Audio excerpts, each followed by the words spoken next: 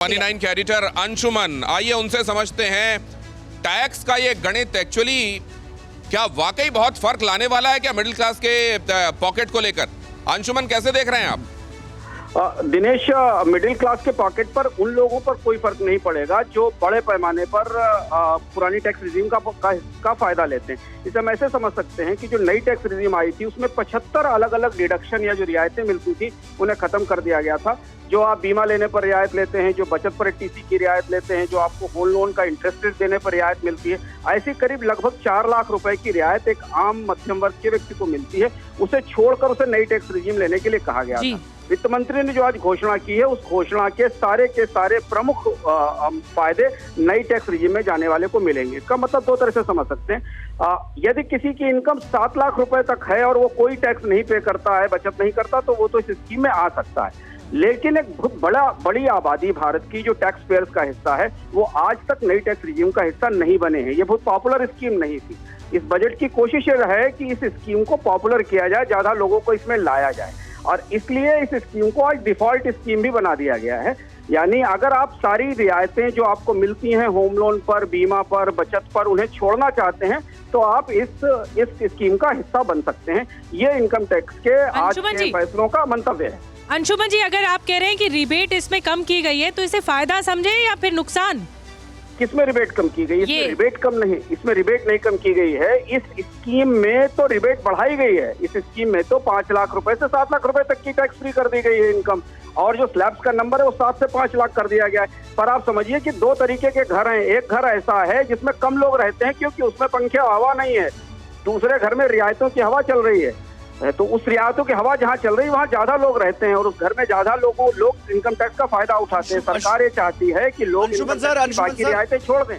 वो जो उनको बीमा पर रियायत मिलती है, जिनको बचत पर रियायत मिलती है, जिनको अंशुमन जी बहुत शुक्रिया आपका। तो नई टैक्स रिजीम जिसमें केवल 5 से 6 लाख लोग अभी तक आए हैं, सरकार के तमाम प्रयासों के बावजूद सरकार उसको और आकर्षक बना रही है ताकि वहां लोग आए और नई टैक्स रिजीम में आकर ओल्ड रिजीम छोड़ें। लेकिन इससे क्या लोगों का फायदा होगा? वेद सर, नई टैक्स रिजीम तो ज्यादा टैक्सेबल है ना, कागजी उससे बचाती खर्चों से, लेकिन लोगों को टैक्स तो ज्यादा देना पड़ेगा। टैक्स बचाने का कोई तरीका भी नहीं है यहाँ पर। क्या इस नई व्यवस्था के बाद, इस नए स्लैब के बाद लोग आएंगे?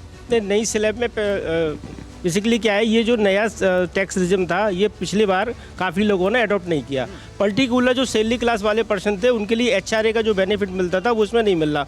वो जिनकी सैलरी 10 लाख तक की है वो सारे के सारे most of the old regime में गए हुए हैं। वो नए रिजिम में उनको बल्कि ज़्यादा टैक्स देना पड़ता था। अब बेसिकली दो चीज़ें उन्होंने किए हुए, जो 87 ए की जो लिमिट थी, जो मीन जिनका पहले 5 लाख तक कोई टैक्स नहीं लगता था, अब उनकी लिमिट 5 लाख की बढ़कर 7 लाख हो गई है। यदि कोई किसी की भी सैलरी या किसी की भी बिजनेस इनकम 7 लाख तक की है और वो 87 ए में छूट लेना चाह रहा है, ठीक है, इसी तरह का टैक्स नहीं लगेगा। और बेसिक एग्जम्पशन लिमिट जो 2.5 लाख थी उसे बढ़ाकर 3 लाख कर दिया। तो कुछ चेंज नहीं किया है, ये तो न्यू में आप 2.5 से 3 लाख की बात कर रहे हैं। नहीं, मेरे अपने हिसाब से बेसिक एग्जम्पशन लिमिट भी 3 लाख कर दी गई है। आप कह रहे हैं कि ओल्ड में भी अब 3 लाख रुपए में टैक्स छूट मिलेगी? जी बिल्कुल, ये बड़ी बात है, इसको क्लैरिटी अभी लेनी पड़ेगी। बिल्कुल, इसकी क्लैरिटी लेनी पड़ेगी। 6 के साथ साथ 5 स्लैब्स की जहां तक बात हो रही है, और सबसे महत्वपूर्ण बात यह है कि आम जनता के बीच ये मैसेज जाता था कि भले ही पेपरलेस वर्क जरूर हो जाए नए टैक्स स्लैब में, लेकिन टैक्स तो फिर भी ज्यादा देना पड़ता है ना।